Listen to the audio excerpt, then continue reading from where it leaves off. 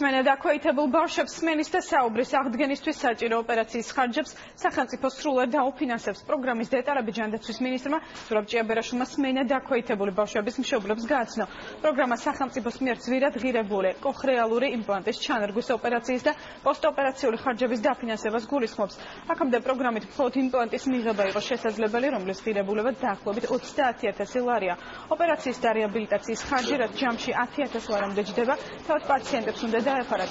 პროგრამაში განხორციელებული ცვლილებების შესაბამისად სახელმწიფო სრულად დააფინანსებს როგორც იმპლანტის შეძენას, ასევე ოპერაციის და რეაბილიტაციის ხარჯებს.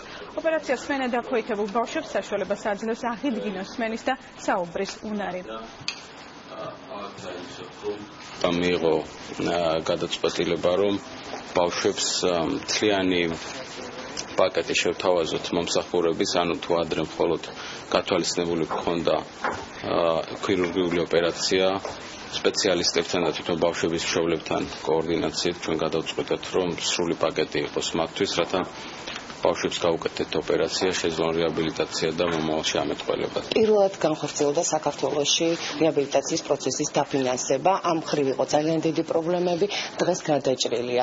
ასევე ძალიან მნიშვნელოვანია, რამდენად სწორად მიეწოდება მშობელს ინფორმაცია კოხრეალური იმპლანტაციის შესახებ. ძალიან კარგი არის გვიხარია, რომ ჩემი პატარა დაგვეხმარებიან, დაგვაფინანსებენ, ჩვენ ამას ძალიან დიდი ხანი ველოდებოდით.